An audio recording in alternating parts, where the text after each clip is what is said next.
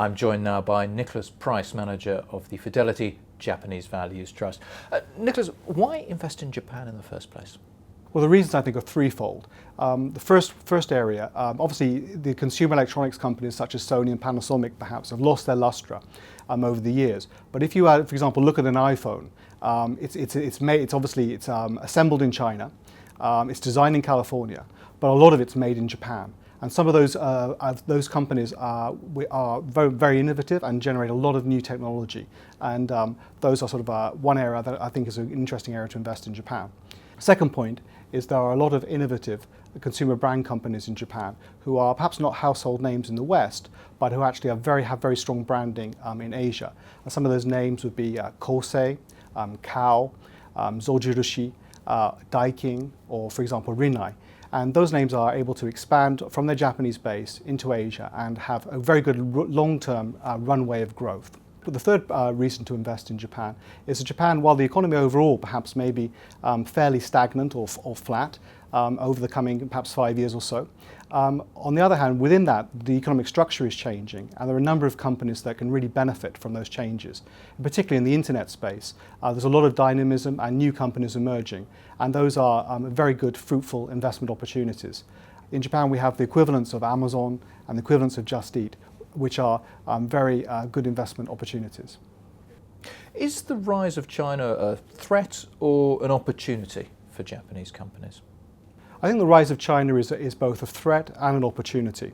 On the threat side, China is moving very aggressively into some of the commodity electronics areas such as LCDs and some of the semiconductor sides.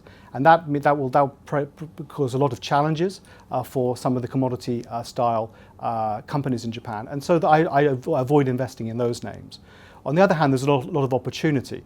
And the opportunity, I think, is in two areas. The first area is the Chinese consumer, despite the current stock market issues, etc. Over the midterm, the Chinese consumer is getting richer. And they're demanding more of the Japanese brands that I just mentioned. And that is a great sort of opportunity over a 5-year period for companies to grow in China and Asia.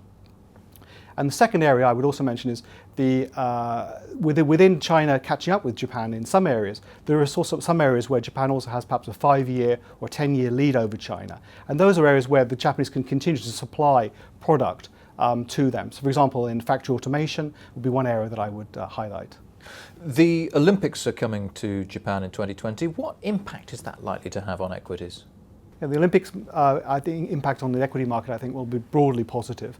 In particularly, what we're seeing is a very big increase in tourism, tourists coming from both China and also overseas. And that is generating a lot of business opportunities for some of the retailers and hotels and service industries. I think that will continue for the next 3 to 4 years. What exactly does the trust invest in? The trust mainly invests in mid-cap growth companies. The reason I invest in those rather than some of the larger cap companies is the mid-cap growth companies have much higher returns on equity, and additionally they have higher growth prospects over 3 to 5 years, and also have more shareholder-orientated managements who are looking out for shareholders compared with some of the larger companies. What are the ideal characteristics that you're looking for in a stock? I look for companies that can grow on a sustainable basis over 3 to 5 years, that have ROEs or return on equities in excess of 10%, and where management is committed to shareholder returns. What's the trust aiming to do for investors? The aim of the trust is to achieve over the midterm sustainable outperformance against its Russell Nomura mid-cap benchmark in Japan. However, it is also, I'm less orientated towards benchmark and focus more, however, on absolute return for the fund and to achieve high returns for investors over the midterm. Where are you based?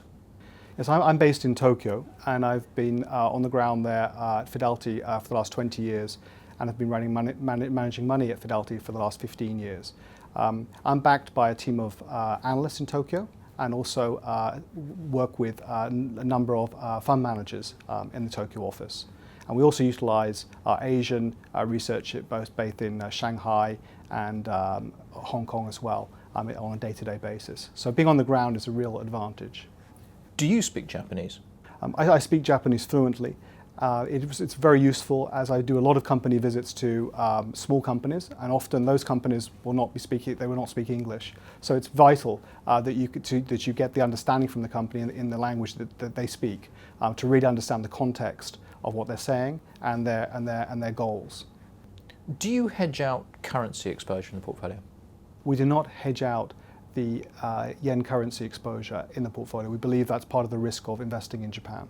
What are you expecting from the portfolio in 2016? I think the portfolio is really well positioned for growth names that I mentioned earlier on the themes I just mentioned. For example, on internet, also on companies that can take advantage of the opportunities in China, and also companies that can grow, even perhaps in a slack domestic economy, but have good structural and secular growth prospects to them. And the current market volatility is creating some really interesting opportunities to get into some of the smaller cap companies at very compelling valuations. Nicholas Price, thank you.